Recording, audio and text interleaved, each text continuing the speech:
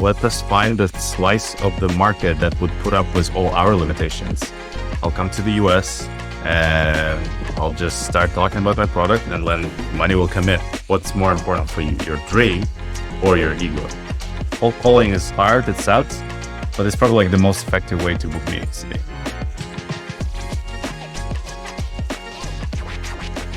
Hello everyone, this is Silkroad Podcast, and today with us, Daniyar Yerdenov. Daniyar is a wonderful salesman. He will tell more of his story. Daniyar, welcome. Thanks, Asfar. Yeah, thank you. Happy to be here. Yeah, before moving on to that, we've had the first season of Silkroad Podcast. We talked with amazing founders building wonderful product tools in Silicon Valley, working on AI and different aspects of implementing AI in their workflows. And the second season, what we wanted to do is to talk with people in tech. And today you have a wonderful workshop at Silkroad Innovation Hub with the new batch of founders who came to do Alchemist X Acceleration Program at Silkroad Innovation Hub. Tell me about your current role and what does the company do? So I'm a global advisor at probably well-known little company called Rippling. Yeah. So what Rippling does is a consolidation of all HR's tech stack across the entire hire to retire cycle, and we do that globally. So that's a fairly big pain for a lot of companies where they have to use a lot of disjointed systems. Like you might have your payroll system, your HRIS, your performance management, the learning management. All those systems are disconnected and they don't really talk to each other, or integrations that are there not working properly. So what a lot of HR folks end up doing is hiring a lot of people just for them to be able to pretty much like sync data between all these systems on a daily basis, which essentially takes away time from them so that they can really concentrate on things like employee experience, right? And getting people paid, which is probably one of the most aspects of their job. So what Rippling does, we unify all that together into one platform, really allowing our customers to have one unified view across the entire global workforce and manage it on a daily basis. So at Rippling, you started 2023. Yeah. Considered recently. End of last year. And before that, you worked at Oyster. Yes, I worked at Oyster for 2.5 years. Yep. Basically, we were selling employee record services across the globe, so helping companies to expand internationally without really having to jump through all the administrative hoops of setting up an entity, payroll, benefits, because that's a big and long and complicated process, especially if you're outside of the US and Canada. So yeah, I spent 2.5 years there. I've been a founding North American account executive, grew that team from 3 to 25 over 2.5 years, and personally sold over $4 million there. And then the entire region went from, we started at like 6.3 billion ARR to, well, back then when I left was, actually cannot say that. Right. Yeah. It's confidential information. Confidential, yeah. Yeah. All right. So basically, Oyster is a HR onboarding solution, kind of like the same thing as Deal.com or other companies do. And the sector boomed after COVID-19, right? Yeah, absolutely. What did you see change during that period in regards to like workforce? How did it change your job, especially? Well, I certainly see how it was beneficial to companies like Remote.com, Deal, Oyster. The fact that after COVID-19, work from home became not only kind of the country phenomenon where a lot of people, moved from California to Texas and New York and still kept their jobs, or they moved somewhere in the middle of like Ohio or whatever that is. But also a lot of companies realized that we can actually hire talent remotely in other countries and still get the benefits of a great talent while also the cost efficiency, because hiring an engineer in San Francisco fun times. It's a lot of money and resources because everybody gets paid really highly here. But in a lot of other countries, even in like European Union, like Portugal and Spain, you can get the same quality of talent at a fraction of the cost. So a lot of companies realized that and started hiring aggressively internationally, just because they were able to hire like 2-3 engineers for the price of one that they would do in like San Francisco or New York metropolitan areas. That changed after COVID. I think a lot of people realized that you don't really have to be in the office to be as productive as you are. Like in the office, you can be at home. So that's what played well for Oyster. And even though the COVID-19 was a terrible thing, right? For a lot of reasons, for this particular one, I think it accelerated the work from home movement to the heights we've never seen before. Thank you. From what I've learned so far, you are the person to talk to if you want to learn about doing sales in the US and doing sales globally. It's like not many people have that experience, because if you worked in a US startup, mostly your sales will be concentrated in North America, US only. But with you now, we can talk about like the differences of how the sales process goes in US and in other parts of the world. So my question here is that having experience of sales experience in US, at least US customers, and selling globally across the globe, can you tell me what are the key differences within the process? And we can talk about like the clients, the behavior later on. Yeah, and it's a very interesting topic for me personally as well, because I came from Kazakhstan. I came to Canada to get my bachelor's degree. During that time, I went to Denmark to actually go on exchange semester. So I spent about 6 months there. Actually, this is where my first job was in sales, like a real tech job. So I actually was able to get their perspective, but also when I came back to Canada, I mostly worked for Canadian/American companies. But even like if you think about like Canada and America, well, the US, they're the same across a lot of dimensions, but they're also very different. And in the US, like if you're scaling here, like you have a really good chance to make something out of your product solution company, because for the US customers, it's always about like high risk, high reward. So they are able to, make decisions faster. And they're generally more acceptive towards new technologies versus in countries like Canada, even though it's fairly similar culturally to America, like same time zone, same language and everything else.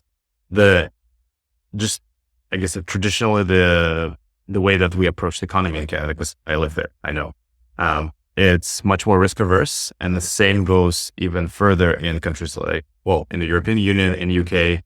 So in the US, you can be very aggressive because that's the norm here. It's just like what you can expect. Like you can send thousands of emails, and there's really no regulation that prevents you from like outbounding and trying to find new clients. But if you try to do the same thing like in Canada or even UK and furthermore in Europe, like you're gonna get slapped pretty fast because there's a lot of regulations that you may not be culturally aware of. So I see a lot of founders that I've been working with, like in the US, thinking like, okay, if we have a product market fit here, we also can like replicate all of our efforts like across the pond in the UK, right? In the same fashion. But it just doesn't work that way, because if you don't know kind of the cultural differences across the world, and if you're not paying attention to those, then you're going to spend a lot of time, resources, and money for a whole lot of it. So that's definitely something to be mindful of. Yeah. One of the interesting things I've heard recently in one of the podcasts, that like a team was trying to do, like the US team was trying to penetrate the UK market.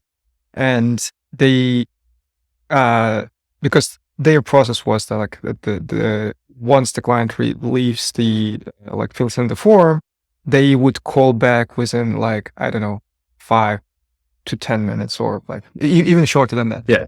And the clients there would think they are scammers because they're calling So back fast. so fast, and they had to throw down the processes just because the process is it true? Is it true? Absolutely. And that's the norm in the US. You're actually going to lose a lot of leads if you don't fall back fast. So in the US, it's the other way around. Like everyone appreciates speed here, like timely follow up, and just, it makes them feel that it matters, like that you matter to the company, right? So they want to win your business. Whereas in like UK, Germany, France, people want to take their time. So when they see overly enthusiastic salesperson, they always think it's some sort of scam. Yeah. Or you put off them so much, like they don't really want to interact with you. They think like, oh, it's another dumb American company that doesn't really get like what we do here in UK or in Germany, France, whatever that is.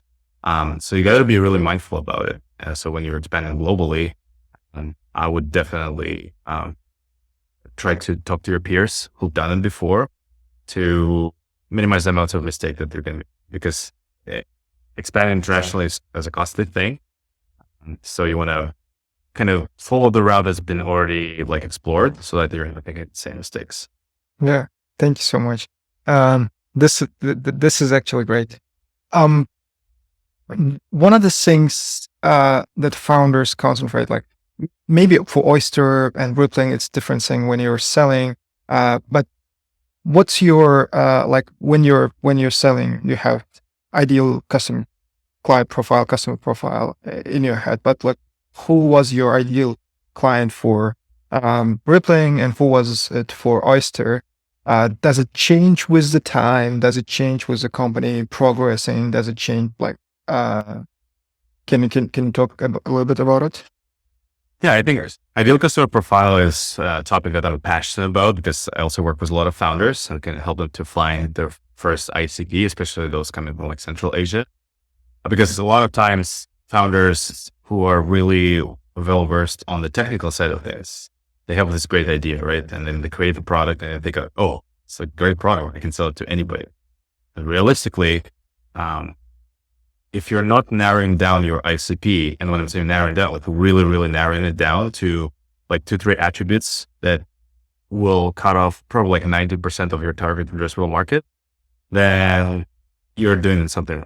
Like if you look at Gusta, for example, it's $9.5 billion startup out of Silicon Valley. So they still sell to SMB most. And SMB is like 50, like up to 50 people. So when they started, actually, I'm going to talk about it in my workshop today.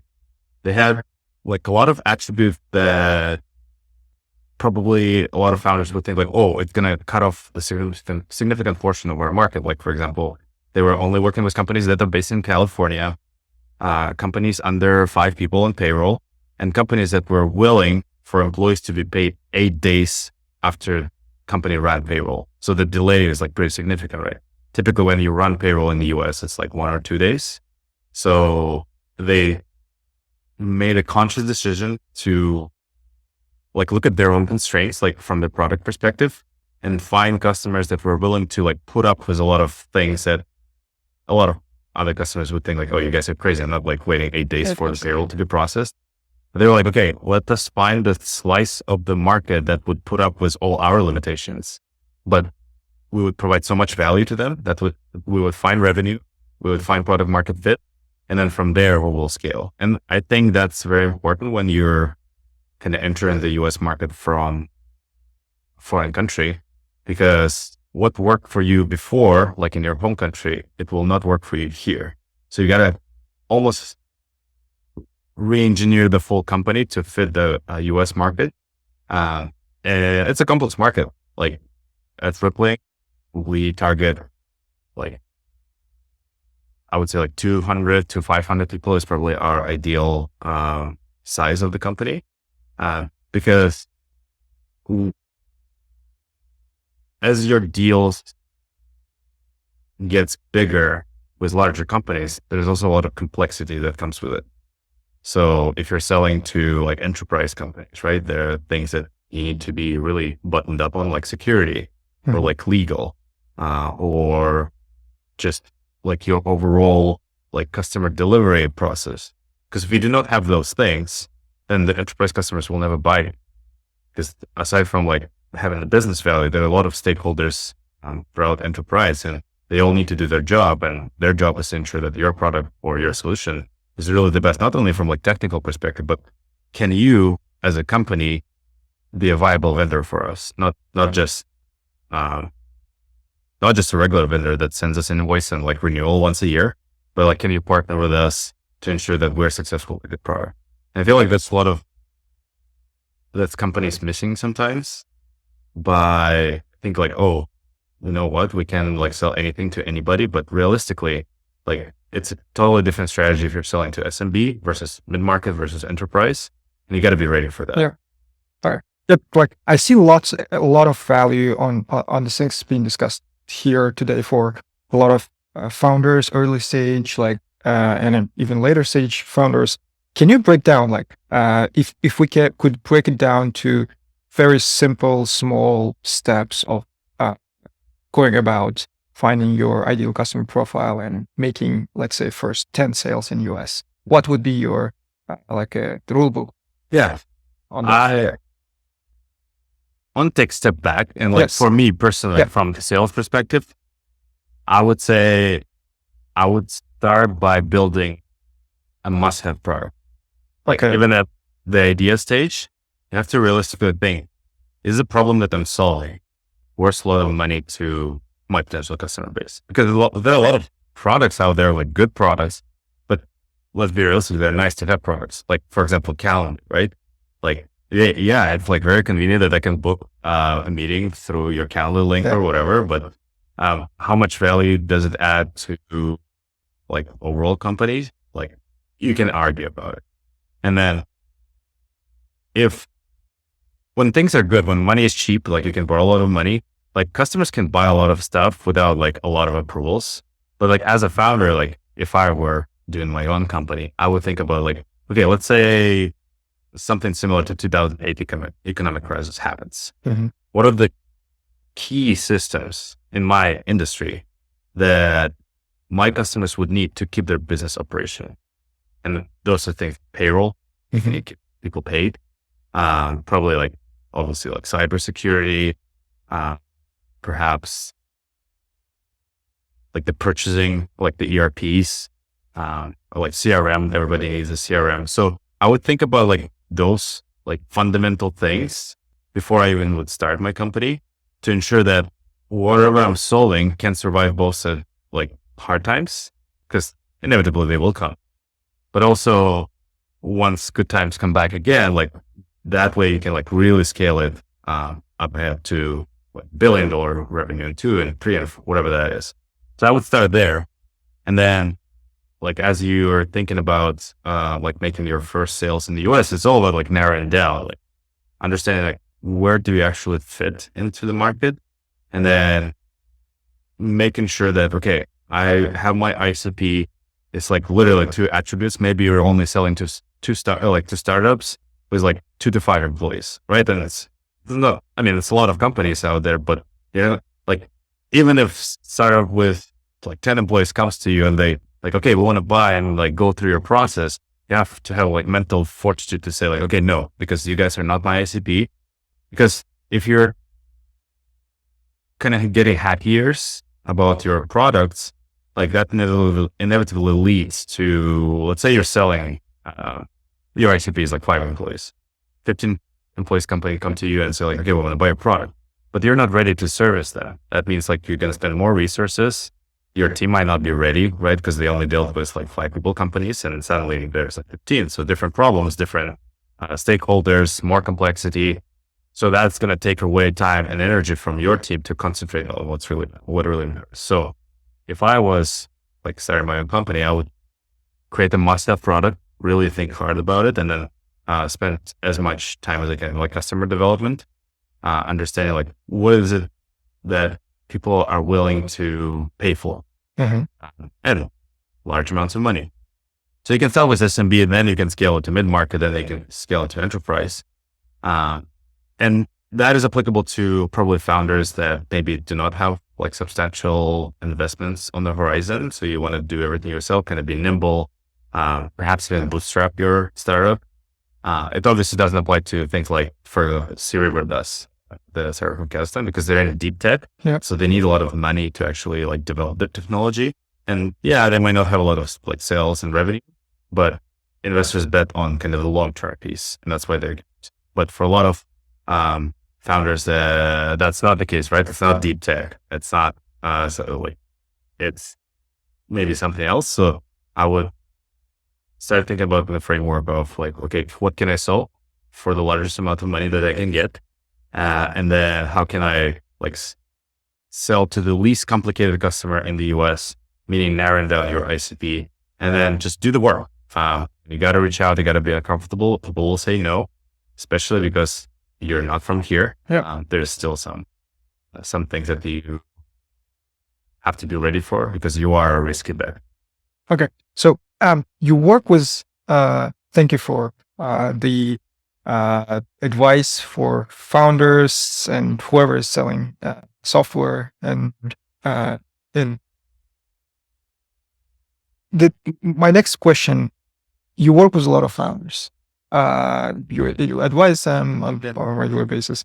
And what are some of the common pitfalls, mistakes that founders do when they're starting their sales process, or when they're even earlier, like you would start from the product development stage, like what is the product that have the customer in the market, that the customer is ready to pay a big buck for it. Yeah. What are some common mistakes you regularly face with it, like the international founders who are new to the market and like in general in the startup world?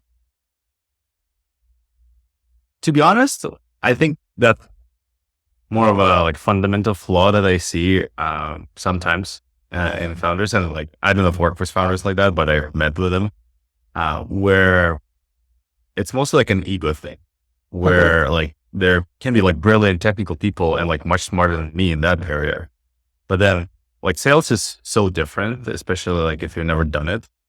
Like a backbone, not here. I think a lot of people get excited about the fact that, okay, I have this great idea, maybe even like MVP for the great product.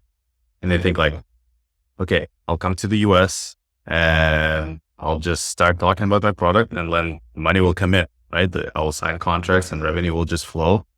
But unfortunately, it's just not the reality. The reality is that, in my opinion, and I'm not the founder, but I feel like in the US, talking to VCs and kind of seeing what founders are struggling with, a lot of people would want to talk to you for the reasons that are beneficial to themselves. Like VCs want to do it because they want to, keep their network very big, just in case if, let's say, that risky startup that they didn't want to invest like at the very beginning, like suddenly it's like a series A, B, and C. So they always want to keep the door open. So they will talk to you, but like realistically, what's going to come out of that? Like, is it investment?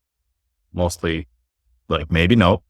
Same thing with customers. I've worked with one founder that had he had a big network, and then some like VCs here. They introduced him to a lot of folks, but ultimately those conversations went nowhere because they would meet with like Amazon and Walmart and Walgreens and whatnot. So like large accounts. So it sounds exciting, but realistically, like these companies would never buy his product because like it's a Central Asian startup, like back in Kazakhstan.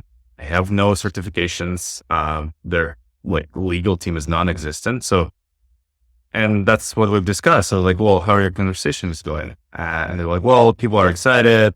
I think we're going to do the pilot. And I was like, well, what's the outcome for the pilot? Right. And then like, well, they just want to see how it works and then they're going to buy it. So I just feel like a lot of founders get lost in this thinking that if I think that my product is great, like it's ready to be sold. But the reality, yeah, sure. Like functionally it may work. It can do whatever, like the integrations and APIs and AI, it can work. But a lot of like underlying things that need to happen for the contract to be signed. Mm-hmm. And I think like that's number one thing where people think like, okay, if I have a great product, then like I don't need salespeople. I don't need coaching. I don't need like anything. The product will sell itself. But it's just unfortunately not true. Otherwise I wouldn't be here. I wouldn't have a job.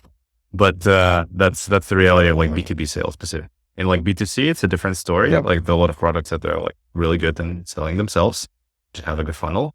But with B2B, you need to like be aware of how the process works and be really like narrowed down. And that's the second piece. A lot of founders don't want to do sales because it's outside of their comfort zone. Like, and again, like back home in Kazakhstan, it's a lot of technical founders. So they're really good at like what they do.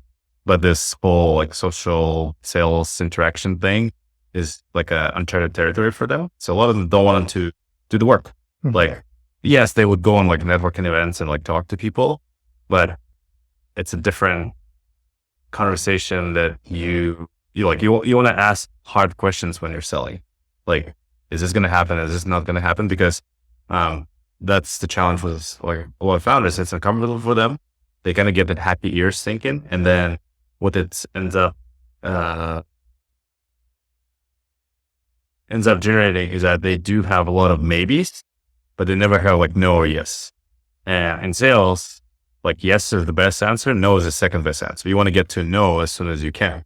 Because imagine you spend like a year talking to the customer, you invested, 20, 30 hours into those conversations. And then they're like, oh no, we're not going to buy. So you just wasted a year of your life, like trying to get customers on the demo, doing pilots with them.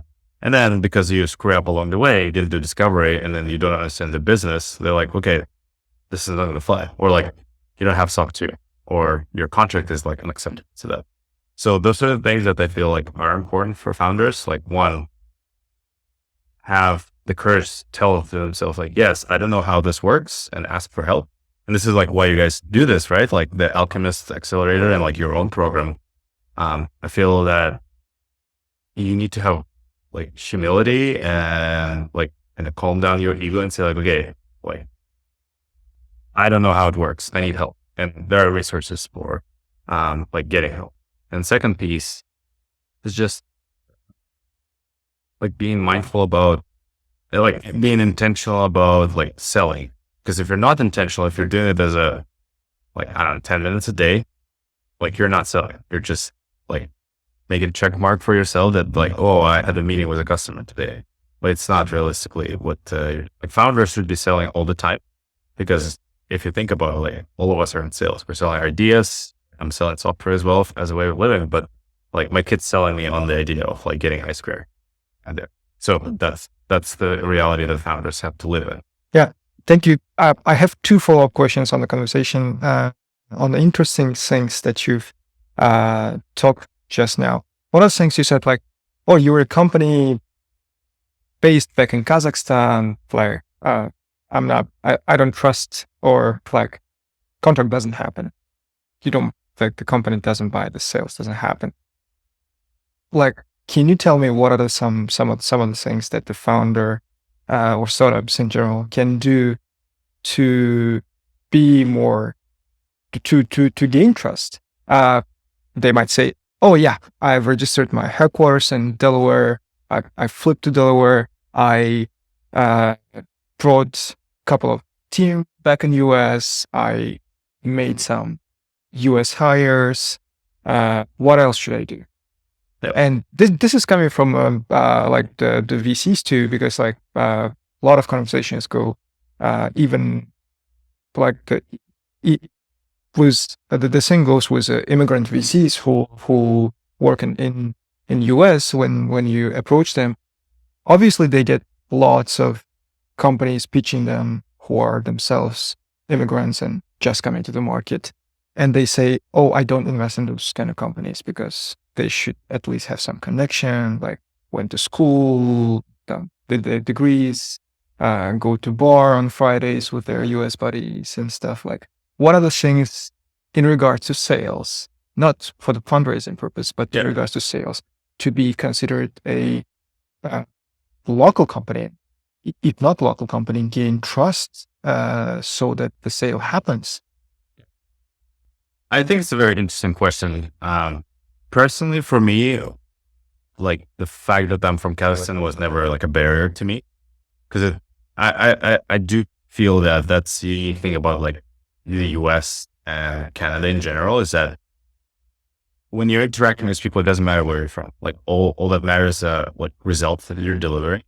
And that is probably why like US is one of the like largest and most powerful countries in the world, right? This melting pot. And, I do feel that culturally as a founder, like you got to do all the right things, like from what are the expectations like, what are the expectations of your customers when they're dealing with vendors? So as you mentioned, like Delaware company, that's probably like the easiest thing to do.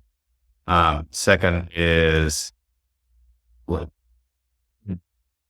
because you can sell the business, but then there are other units within the enterprise deal that may just put their stake to the ground and be like, okay, no, this is not happening. So like security, I would recommend getting yourself like Vanta, for example, just so you can start working on security from the get-go. Because a lot of times I feel like founders don't really care, and like where the data lives, how it's being processed, is it like encrypted in transit or not? So a lot of security things that you need to do for the security team on the buying side, be like, okay, we trust that this vendor will treat our information well. So it depends on what kind of personal information you actually have for them, and like critical information you have in your product. Like for example, Rippling is payroll, and Oyster was payroll as well. So a lot of like employee data. So if you're dealing with like multinational company, they do have employees like the European area. So that area is super sensitive about these things. So you got to understand like which world your customer lives in, what's important for them. And for US companies, I would say like being domiciled in the US, also like choosing the right jurisdiction on the contract. Because if you're dealing with like California HQ company, they're most likely going to say like, okay, we want California to be the jurisdiction, because that's where they will go to court. So that happens. So if your contract is like, oh, the government jurisdiction is like, Astana, how? Then, yeah, they're going to be like, well, this is like ridiculous, right? So you guys are definitely not ready. So you got to invest into like a good legal team, like, or outside counsel. Then on the security side, I would say for me personally, that is important, because that's how I would think if I was choosing a vendor. Like, because if you think about it, like software touches a lot of our lives, and the repercussions for, losing your social security number, right, to some hacker, like they're pretty big. Like they can take all your info. We all want to watch the movies. Yeah, exactly. So from that perspective, like, yes, on an individual level, like you might not be affected, but if you're dealing with vendor as a company, then you start thinking about those things and they become important. And so it's also like very standardized. So security have their processes. You either have it or you don't. You cannot really tell them like, oh, I have it, but I kind of don't have it. So I think like that is important. And then the last piece is more like being ingrained into the culture. So like go watch college football. Yeah. Find something that you can relate to, like on a personal level with your customer, because if all you knew was Kazakhstan, right? Or whatever, like your Central Asian country, or like Ukraine or Russia. And yeah, you're like, one of the prerequisites for sales is like, you have to be liked. If you're not liked, then like your chances that, you're going to sell something are like close to zero. Like you're not Salesforce. So, from that perspective, it's important to be buttoned up, and so that your customers will, like, they shouldn't be able to find anything to disqualify you. Because if they do, they will, because you're not from here, like you're too risky of a bet. Like every time that you think about a sale, like it's a risk that customer is taking, because if something goes wrong and they authorize purchase of your product, then it's their career on the line, job on the line. So once you start thinking this way, you're like, okay, like it's very different than when you're just thinking about like pushing your product, right? And your revenue. Because ultimately the founders that are successful, they just think about customer, what's important for them. And a lot of times, like, you have to find those personal things. Yeah, thank you. One of the second thing I noted during our previous conversation, you said something about the founder humbling down, going into the market and selling. One of the things we've noted, we've been working for a year. We've seen so many founders visiting from all over the world, and we mainly have like Silicon Valley. Many founders who visit here, they're not young, inexperienced founders just coming here hungry and foolish. They are experienced founders. They have like couple of $1 million, couple of tens of millions of dollars of sales, products in software in different sectors. And there are CEOs like in Kazakhstan, Uzbekistan level, they're like heads of a big couple, right? So it's kind of difficult for them to go out to the trenches now and start selling and talking about like baseball and doing stuff. And on the other hand, I'm seeing lots of trend that like founders who've exited are like moving with their families and coming to this startup founder mentality and like starting from scratch, giving kids to school and like hustling, talking to customers themselves. And another interesting thing which I wanted to mention, which I just witnessed, I was talking to a friend who I got introduced to, and we're talking about his immigration documents, and he was showing, I just started applications through this legal path, which the .com bought. And he was showing, and I'm talking to this guy, and he says, and I see the couple of emails from Alex Vaziz, the founder of Deal, and he obviously didn't know who Alex was, but I would imagine the process goes like you sign up, as soon as you start the process, you receive an email, maybe automated from the founder, and then he emailed back and forth, a couple of emails, and in order to, like, at a certain point, the real conversation started. So I think he jumps on, and if the email is important. Most likely it's a workflow that's Can you give a couple of necessary advice for founders on this front who are just coming maybe from Kazakhstan or Uzbekistan, some of the integral parts of creating relationships and working with customers, how these things matter for founders, and like, should the CEO, should the founder do the sales? Can he not just hire someone to do the sales? I think like one example of like humbling down, like if you look at it, like Parker Card's LinkedIn profile, it's gonna say customer support group. Right. So it just tells you like, we made it that big. We have like more than 20,000 customers right now, is like through being passionate about the outcome for every single one of them. And I think that's something that's important, because a lot of founders think about like, how can we get that first contract, first 10 customers? And that's beneficial for them. But you got to think the other way around. Like, got to be ensuring that the outcome for your customer is better than what they pay, like in terms of the ROI. Because at the end of the day, like, they spending $1,000 with you, they should get more. Whether that's, customer service.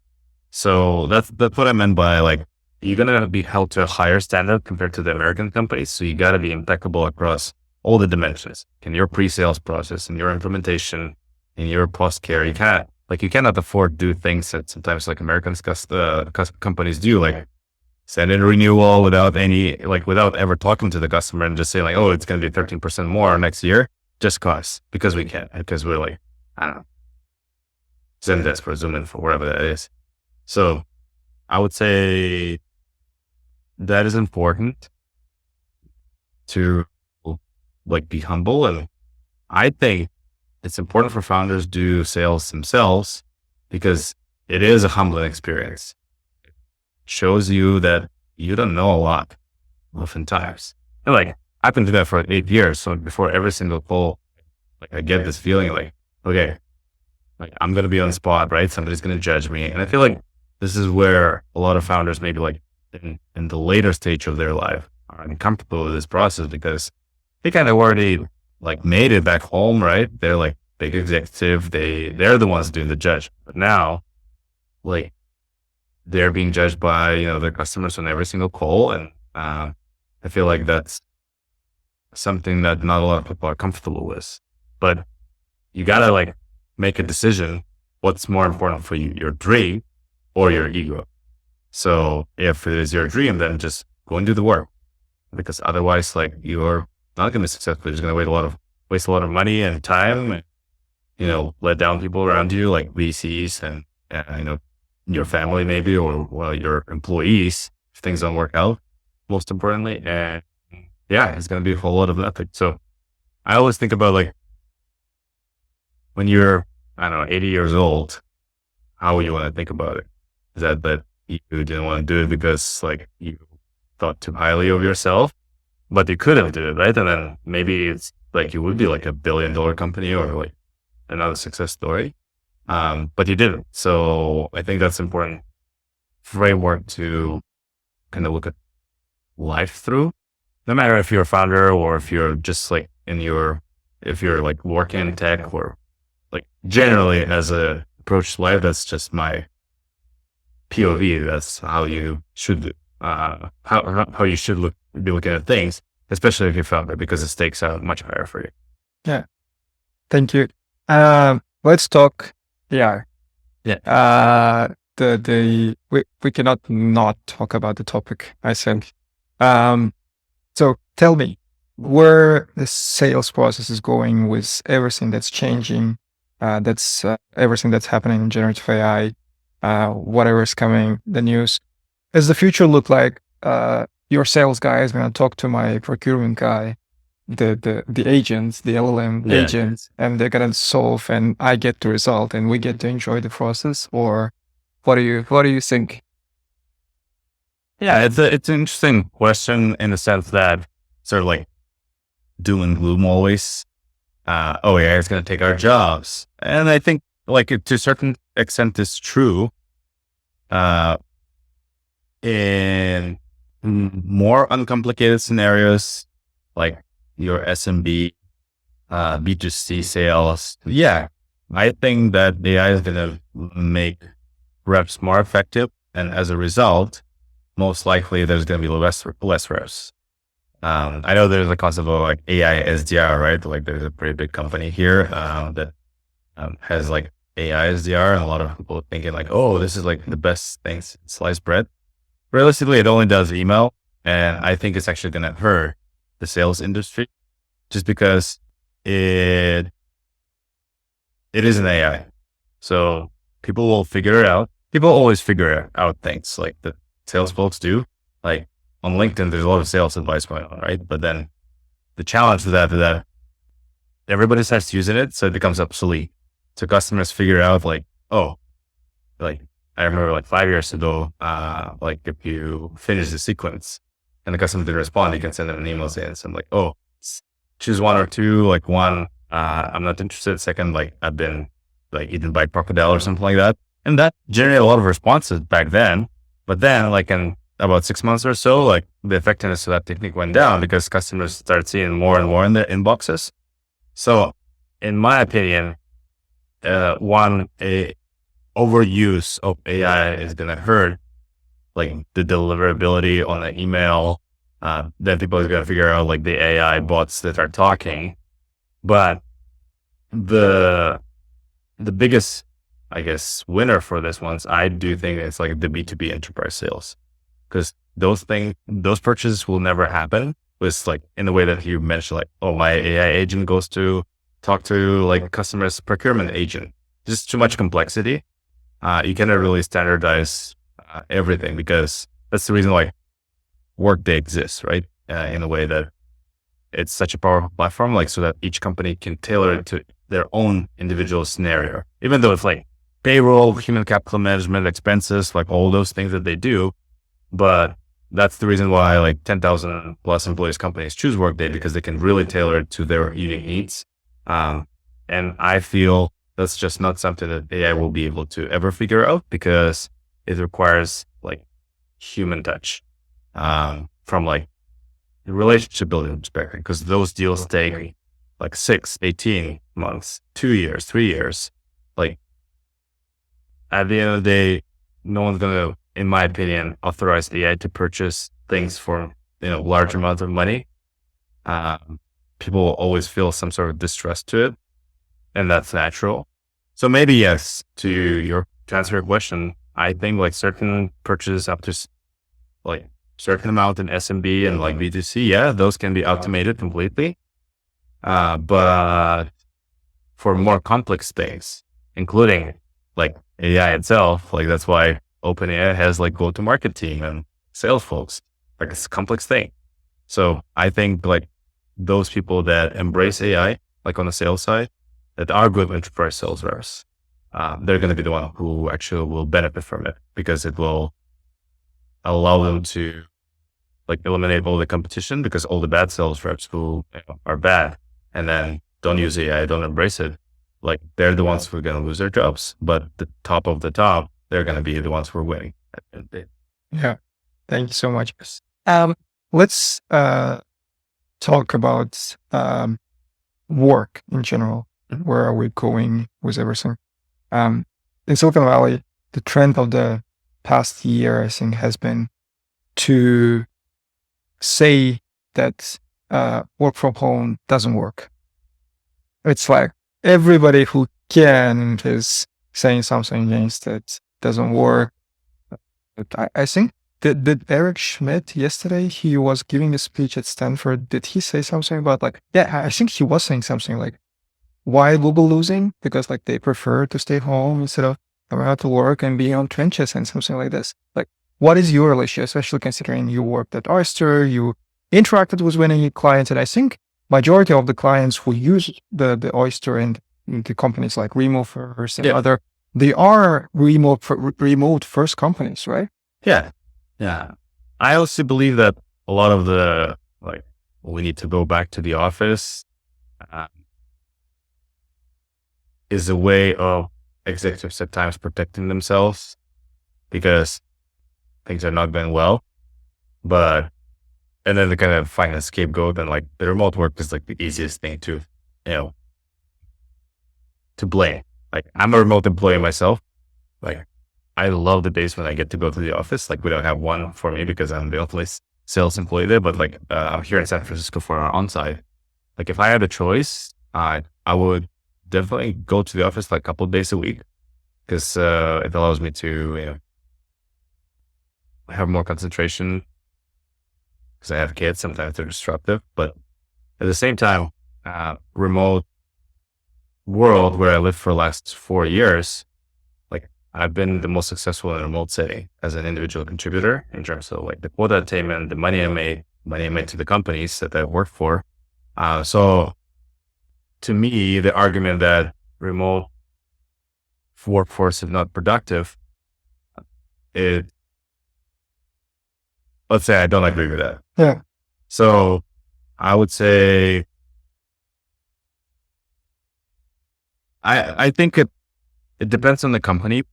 Like if you're like first time employee ever, like you never entered the workforce and maybe you graduated from university, I think remote is actually bad for you. Okay. Because you cannot really, like, you don't get the tribal knowledge from your peers, right? You don't, like, you learn through Zoom and maybe some like Confluence articles or like whatever the content management database that your company has. So it's a very limited scope of how you get the information. But when you're starting your professional journey, and if you do it in the office, then you get to learn a lot of things that are like nonverbal, like you get to hang out with your teammates and learn from them by actually like seeing and hearing them, at least like from sales perspective. Like I would never recommend somebody to go into their first sales job like that is remote. I do believe that that's supposed to be like in the office. And once you've built solid foundations, then they can go remote if you're like doing well. maybe it's not applicable to like engineering jobs because it's less about social interaction, more about coding, but I do feel like that's important. So yeah, I just think like it's very personal on the company level and very personal on the individual level too. So you gotta find the way that works for you and then for your current needs, like as an employee. And then for the company, to each their own. Like I know companies that they're fully back to the office and, they're happy about their decision. Some employees are not, some employees are. But yeah, it's all about, finding that balance. Yeah. For startups, I talk to many startups on a regular basis, and like what they have noted so far, I think they don't want to hire unless the person wants to come to office. Mm-hmm. Because one of the advantages the startup have at the early stages is that they can work closely and move fast and break things seriously.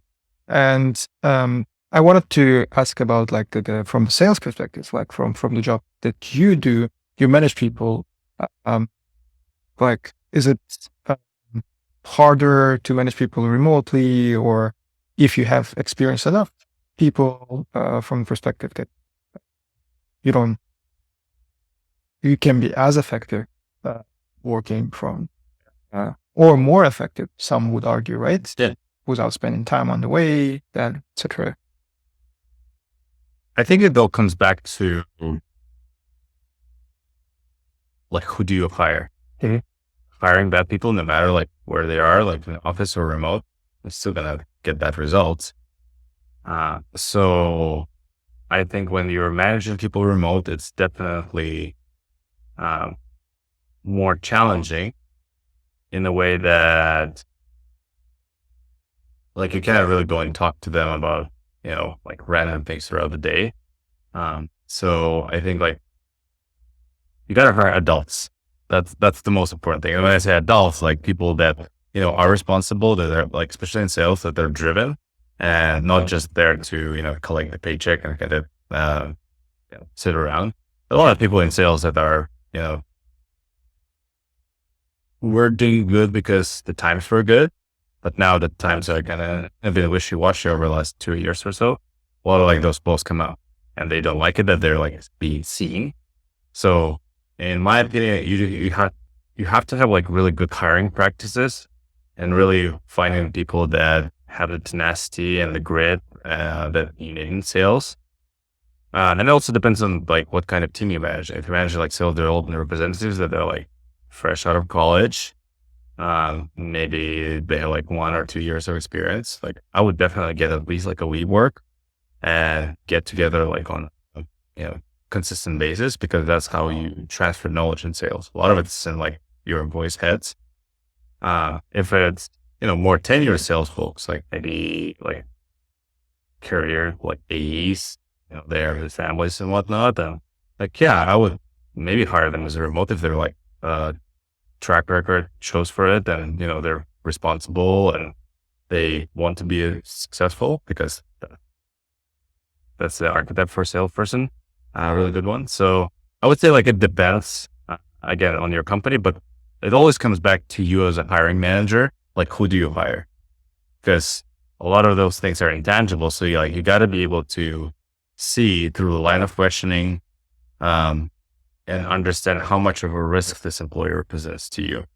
And if it's like within your risk parameters, great, you hire. If they like giving you red flags, then you don't hire. Because at the end of the day, like whether that employee is successful or not, it's a reflection of you as a manager. If they're not doing well, then one, you're not set up them for success, or two, you shouldn't have hired them in the first place. And then, yeah, that's pretty much it. Like either way, like I like to take full accountability. There's actually a book by Jocko Willink.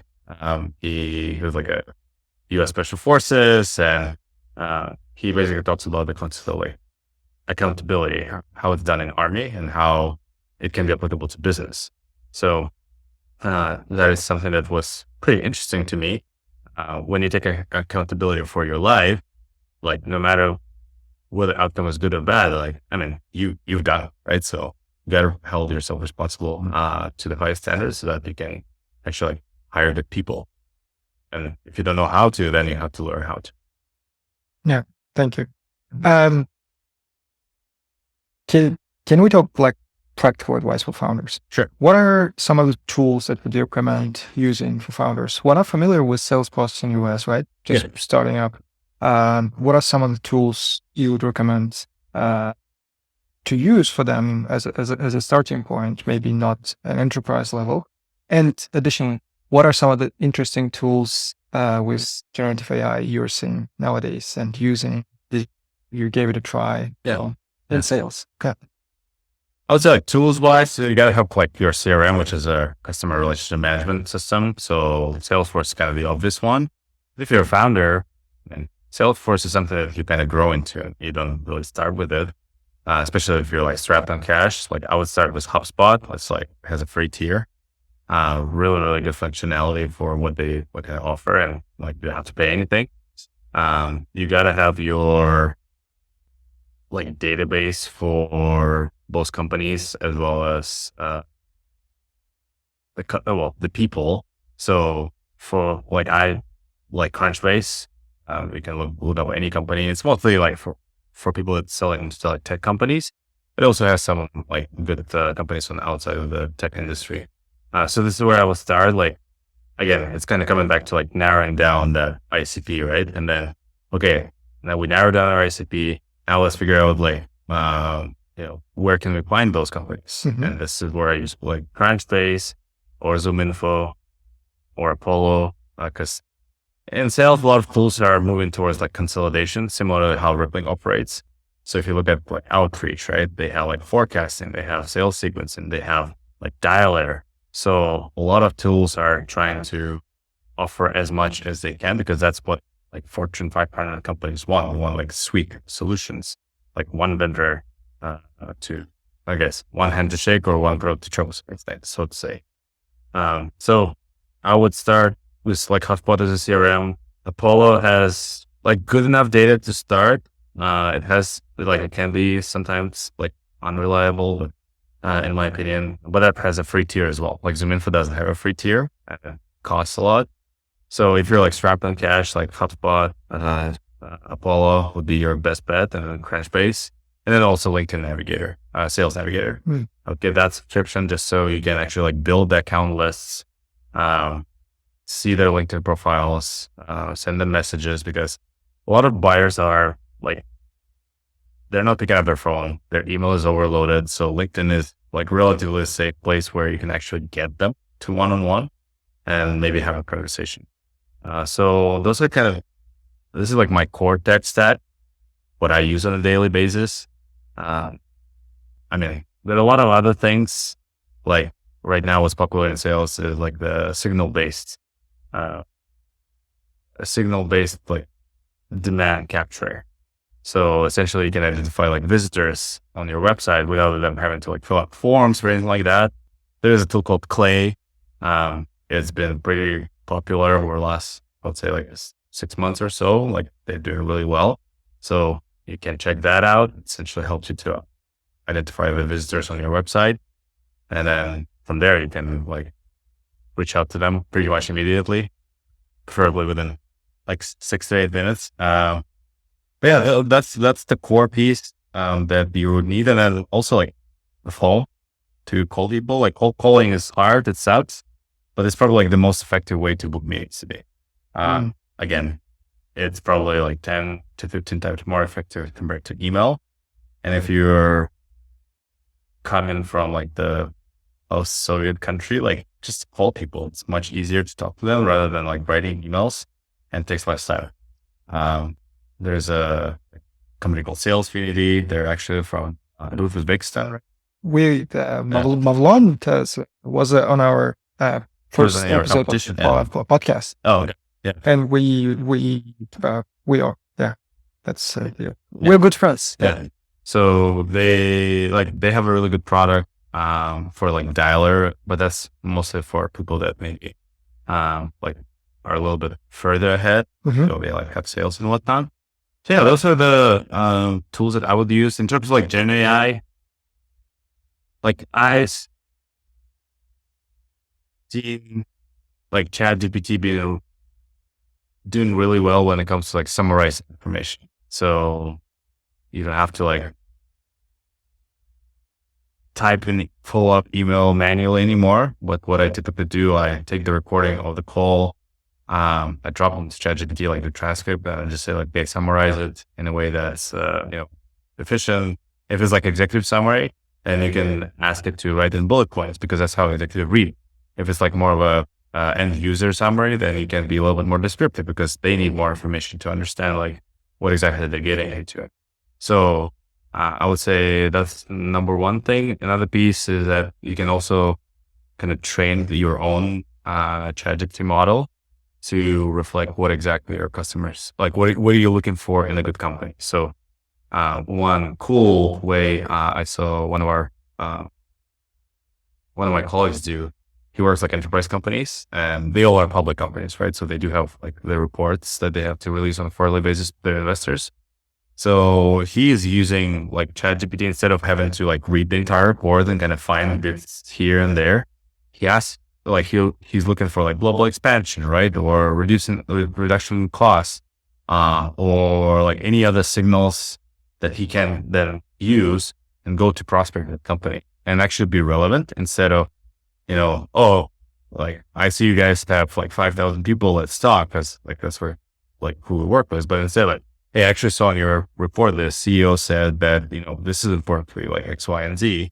Like, here's how we solve for X, Y, and Z. Do you want to chat? And that's like much more impactful compared to, just doing some random outreach that no one will remember.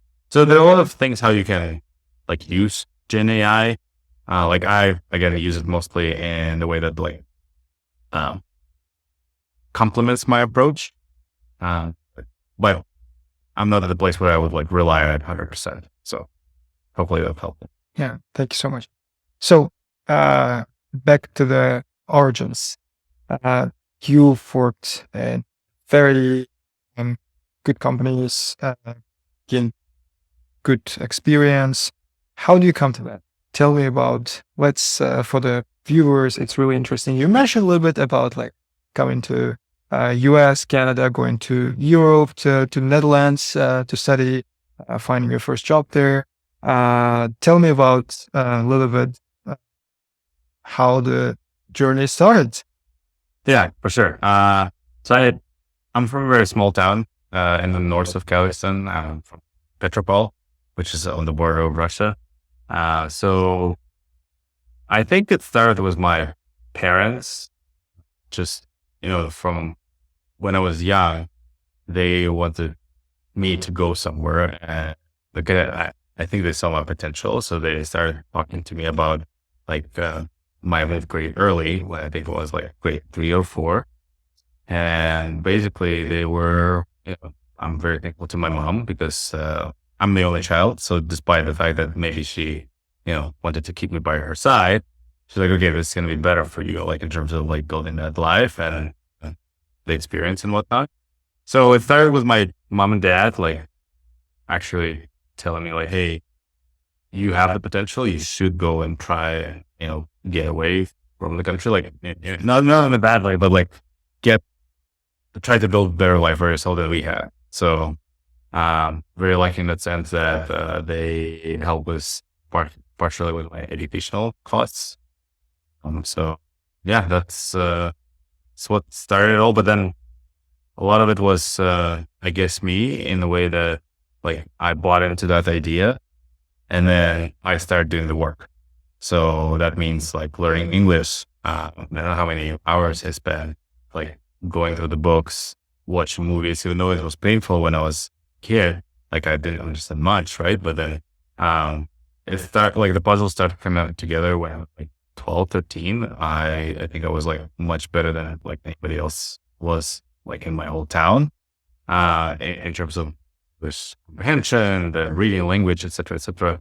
So yeah, it's just, well, again, for me, it's what my mom and dad wanted, and then I bought in, and then I executed. So it's how I did it. in Canada. Thank you so much, Yeah.